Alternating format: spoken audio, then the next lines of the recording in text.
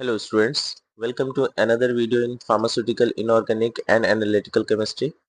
और आज की इस वीडियो में हम बात करेंगे अपने नेक्स्ट टॉपिक की, that is methods of expressing the strength of solution. किसी भी सॉल्यूशन के स्ट्रेंथ को हम लोग कैसे डिटरमाइन कर सकते हैं वो हम अब इस वीडियो में बात करने वाले हैं। Okay, minute. Okay, so solution क्या होता है, बेसिक से स्टार्ट करते हैं कि सॉल्यूशन होता क्या है। तो सॉल्यूशन एक तरह का होमोजीनियस मिक्सचर है। Okay, homogeneous mixture I hope आप लोगों ने प्रीवियस क्लासेस में पढ़ा होगा। ओके, तो एक ऐसा होमोजीनियस मिक्सचर जो कि जिसमें एक सॉल्यूट होता है और एक सॉल्वेंट होता है। ठीक है, तो एक सॉल्यूट और सॉल्वेंट को के मिक्सचर को ही हम लोग सॉल्यूशन कहते हैं। सॉल्यूट क्या है, जो सब्सटेंस डिसॉल्व हो रहा है, और सॉल्वेंट क्या है, जिसमें वो सब्सटेंस डिसॉल्व हो रहा है। ओके, ये सल्यूट है, जिसमें जो सब्सटेंस डिसॉल्व हो रहा है वो सल्यूट है, और जिसमें डिसॉल्व हो रहा है वो सॉल्वेंट है। ओके, तो होमोजीनियस मिक्सचर, सल्यूट और सॉल्वेंट के एक होमोजीनियस मिक्सचर को ही हम लोग सॉल्यूशन कहेंगे। यहाँ पर एक सिंपल एग्जांपल है, और आप लोग जानते भी होंगे कि अगर शुगर एंड वाटर मिला दे, सॉल्ट और वाटर मिला दे, तो ये सारे सब्सटेंस जो हमारे लिए सॉल्यूशन कहलाते हैं, जिसमें शुगर सल्यूट हो जाएगा और वाटर सॉल्वेंट हो जाएगा। सिमिलरली यहाँ पर एक एग्जांपल है जिसमें सोडियम क्लोराइड यानी सॉल्ट है, वो सल्यूट है, और वाटर जो कि सॉल्वेंट है।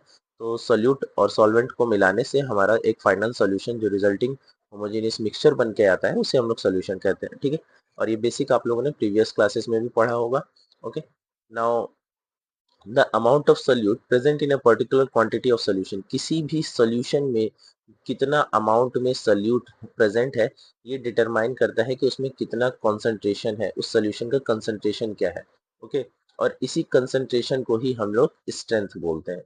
ठीक है, तो स्ट्रेंथ मींस हम लोग क्या डिटरमाइन करने वाले हैं, हम लोग कंसंट्रेशन डिटरमाइन करने वाले हैं। ओके, तो amount of solute present in a particular quantity of solution determines the strength और कंसंट्रेशन ऑफ द सोल्यूशन।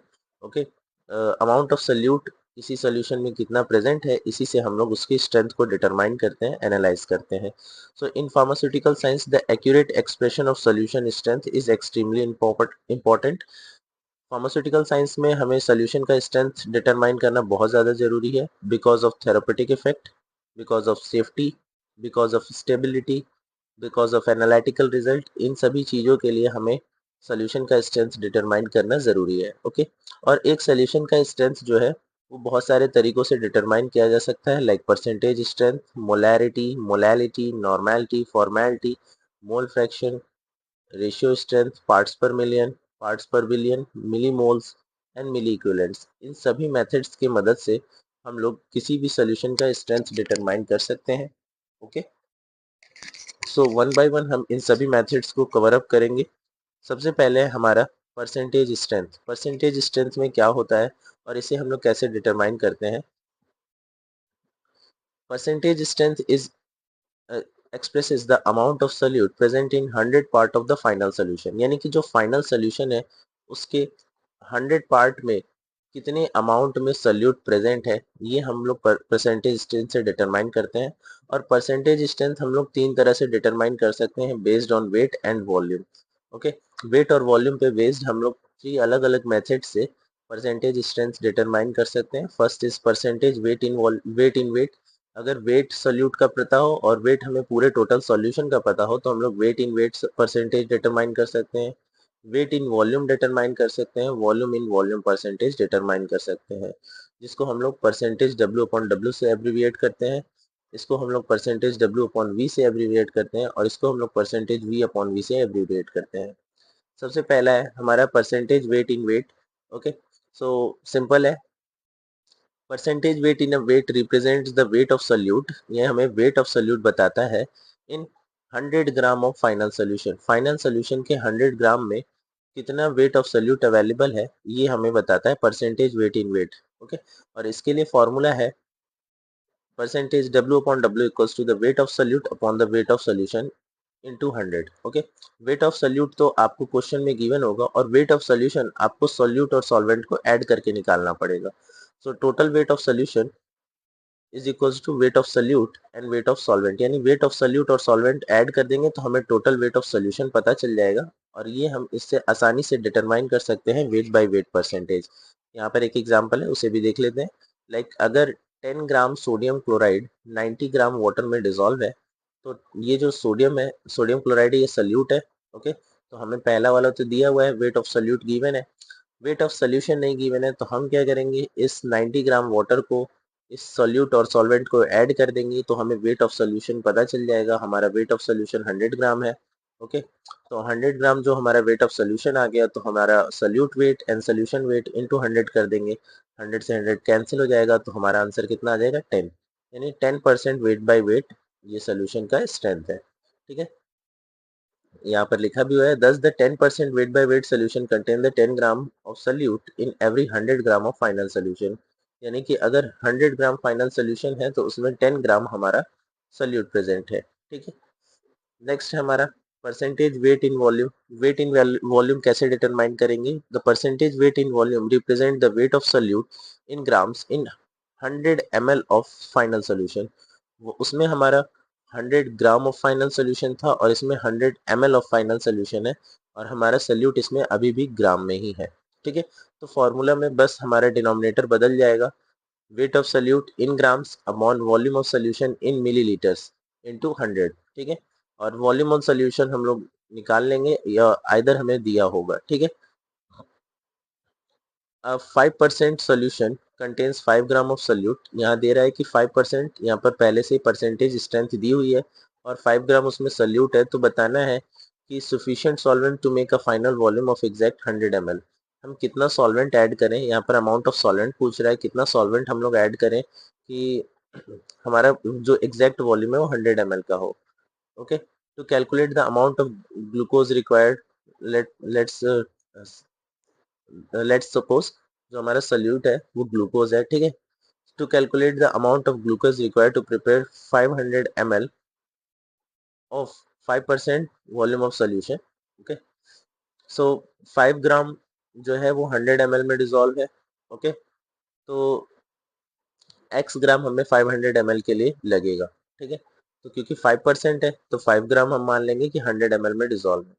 तो हम लोग इस फॉर्मूले की मदद से जो हमारा वह फॉर्मूला गिवन है उसी को हम लोग इंटरचेंज कर सकते हैं। तो 5 इंटू 500 अपॉन 100 करेंगे, कैंसिल आउट करेंगे, तो हमें 25 ग्राम पता चल जाएगा।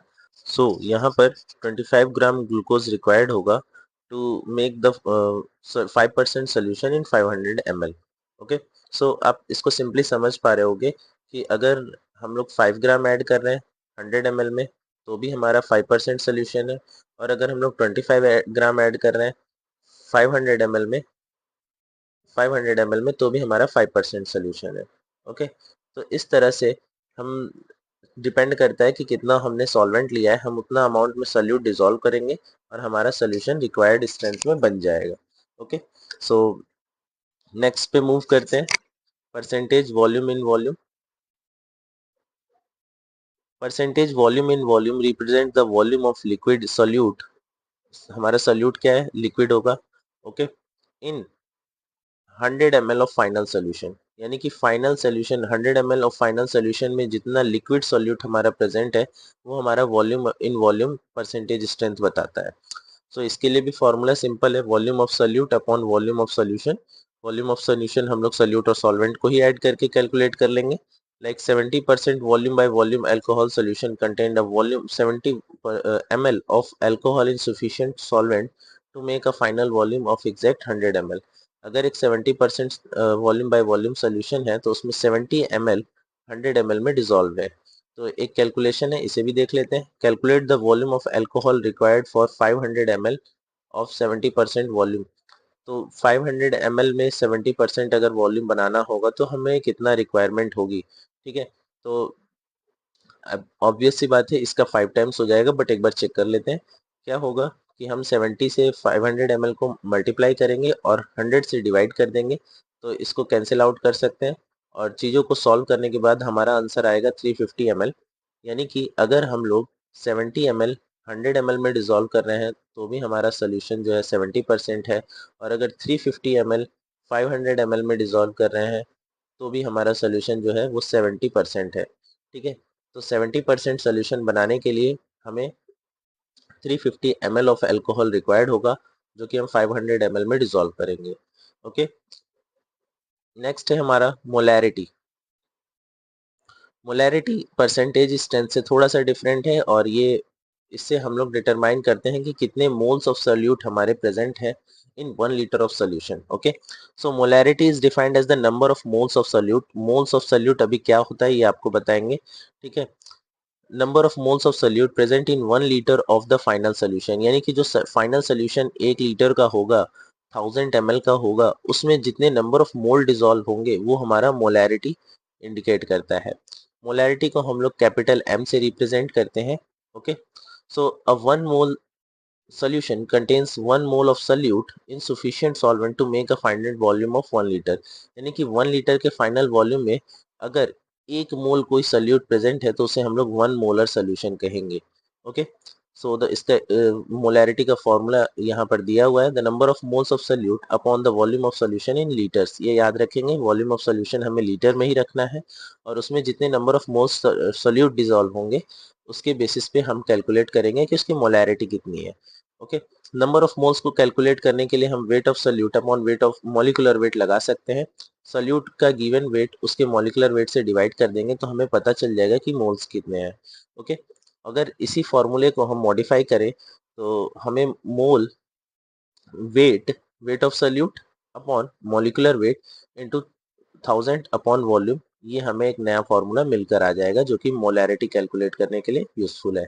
जहाँ पर W जो है weight of solute in grams है, MW जो है मॉलिक्यूलर वेट है, V हमारा वॉल्यूम ऑफ सोल्यूशन है इन मिलीलीटर्स। और मिलीलीटर्स को अगर हम लोग ऊपर 1000 लिखा है उससे डिवाइड कर दे रहे हैं, 1000 को इससे डिवाइड कर दे रहे हैं तो हमारा वो लीटर्स में कन्वर्ट हो जा रहा है। तो यहाँ पर देखिए एक क्वेश्चन दिया हुआ है एग्जाम्पल में, molecular weight of sodium chloride is 58.5 gram per mole. ये मॉलिक्यूलर वेट यानी MW गिवन है। Okay, to prepare the 1 m sodium chloride solution 5.58 gram of NaCl is dissolve in final volume to make 100 ml। यानी अगर हमें 1 मोल solution बनाना है तो हम इस मॉलिक्यूलर वेट के 1 ग्राम को 100 ml वाटर में यानी कि 1 लीटर वाटर में डिसॉल्व कर देंगे तो हमारा सोल्यूशन 1 मोलर बन जाएगा। ठीक है, तो यहाँ पर दिया है calculate the molarity of solution containing 5.5 gram of NaCl in 500 ml of solution. तो ये हमारा अमाउंट ऑफ सोल्यूट दिया है, वेट ऑफ सोल्यूट दिया है यानी W गिवन है। ओके, और ये हमारा मॉलिक्यूलर वेट गिवन है। तो हम लोग मॉलिक्यूलर वेट, जो हमारा मॉलिक्यूलर वेट होगा वो और हमारा जो W होगा वो रख देंगे और वॉल्यूम जो है वो यहाँ पर पुट कर देंगे। तो इन सबको सॉल्व आउट करने के बाद हमारा आंसर आएगा 0.2 m, यानी कि जो मोलैरिटी होगी सोल्यूशन की वो 0.2 मोलर होगा। ठीक है, यहाँ पर एक की पॉइंट भी लिखा हुआ है, molarity depends upon the volume of solution, since the volume changes with temperature the molarity temperature dependent। molarity जो है वो वॉल्यूम ऑफ सोल्यूशन पे डिपेंड है, टोटली डिपेंडेंट है वॉल्यूम ऑफ सोल्यूशन की, क्योंकि हमारे फॉर्मूले में भी वॉल्यूम दिख रहा है। ओके, सो यहाँ पर ये कह रहा है कि किसी भी सोल्यूशन का वॉल्यूम टेम्परेचर पर डिपेंड करता है। तो हम ये भी कह सकते हैं कि अगर मोलैरिटी हमारी वॉल्यूम पे डिपेंडेंट है तो हम ये कह सकते हैं कि वॉल्यूम जो है हमारा टेम्परेचर पे डिपेंड है, तो हम ये भी कह सकते हैं कि इनडायरेक्टली हमारी मोलैरिटी जो है वो भी हमारी टेम्परेचर पे डिपेंडेंट है। यानी जैसे जैसे हमारा वॉल्यूम चेंज होगा वैसे वॉल्यूम चेंज होगा टेम्परेचर पे बेसिस पे, वैसे ही हमारी मोलैरिटी भी अलग अलग टेम्परेचर पे चेंज हो सकती है। ठीक है, important point, it is based upon the volume of solution, it is useful for stoichiometric calculation, titration, standardization of solution, it is affected by the temperature because the volume changes with temperature। ये temperature से affected होता है क्योंकि volume जो है temperature के साथ change हो जाता है। ठीक है, मोलैरिटी का यूजेस कहाँ कहाँ करते हैं, प्रिपरेशन ऑफ स्टैंडर्ड सोल्यूशन। अभी स्टैंडर्ड सोल्यूशन हम लोग जब टाइट्रेशन करेंगे तो उसमें हमें स्टैंडर्ड सोल्यूशन की ज़रूरत पड़ती है। ओके, जो कि हम लोग आगे की यूनिट्स में पढ़ने वाले हैं कि कैसे हम लोग एक स्टैंडर्ड सोल्यूशन प्रिपेयर करेंगे। तो स्टैंडर्ड सोल्यूशन के प्रिपरेशन में हमें मोलैरिटी की ज़रूरत पड़ेगी, टाइट्रेशन के कैलकुलेशंस में फार्मास्यूटिकल एनालिसिस, बफर प्रिपरेशन और स्टिक्योमेट्रिक रिएक्शंस, इन सभी जगहों पर हमें मोलैरिटी की ज़रूरत पड़ेगी। ठीक है, नेक्स्ट है मोलैलिटी होगा, यहाँ पर थोड़ा सा एरर है इसको करेक्ट कर लेते हैं। ओके, ये है मोलैलिटी।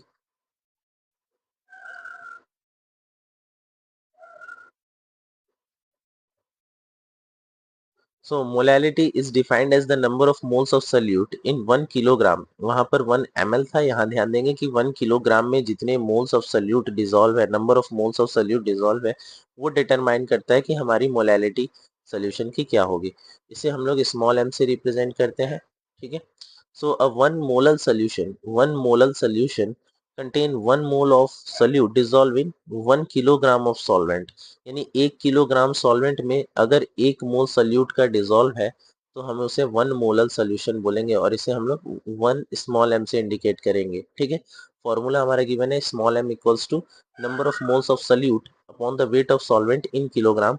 और number of moles of solute आपको पता है कि वैसे ही कैलकुलेट करना है, weight of solute upon molecular weight. तो हमें एक फॉर्मूला मिलकर आ जाता है जो कि है small m is equals to W into 1000 upon MW into weight of solute in gram. यहाँ पर जो W है, मोलैरिटी फाइंड करते समय यहाँ पर वॉल्यूम था, और यहाँ पर अभी W है जो कि वेट ऑफ सॉल्यूट इंडिकेट कर रहा है, ठीक है।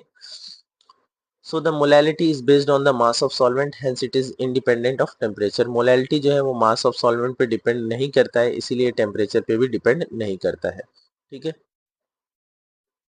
सॉरी, यहाँ पर मास ऑफ सॉल्वेंट पे डिपेंड करता है, क्योंकि वॉल्यूम पे डिपेंड नहीं कर रहा है, इसीलिए ये टेम्परेचर इंडिपेंडेंट है, ठीक है। यहाँ पर एक एग्जांपल है, देख लेते हैं। Calculate the molality of solution containing 18 gram of glucose. यहाँ वेट ऑफ सोल्यूट यानी W गिवन है, okay. 18 gram of glucose dissolve in 500 gram of water. यहाँ पर हमारा WS गिवन है, ओके। तो इसे कैलकुलेट कैसे करेंगे, हमें W गिवन है, मॉलिक्यूलर वेट ग्लूकोज का हम कैलकुलेट करके निकाल लेंगे। ग्लूकोज का फॉर्मूला होता है C6H12O6, और इसकी इस फॉर्मूले से हम लोग उसका मॉलिक्यूलर वेट कैलकुलेट करेंगे तो हमारा 180 आ जाएगा, ठीक है। फिर हमारा WS यानी वेट ऑफ सॉल्यूट जो है 500 ग्राम है, जिसको हम लोग केजी में कन्वर्ट करेंगे, क्योंकि हमें यहाँ पर केजी में ही रिप्रेजेंट करना है, किलोग्राम में ही रिप्रेजेंट करना है, ठीक है। तो किलोग्राम में उसे कन्वर्ट करेंगे तो 0.5 केजी आ जाएगा, ठीक है। और उसको सॉल्व आउट करेंगे तो हमारा 0.2 मोलल सोल्यूशन आ जाएगा आंसर, ठीक है। दस the given solution contain 0.2 molal, जिसका मोलैलिटी जो है 0.2 है, ओके।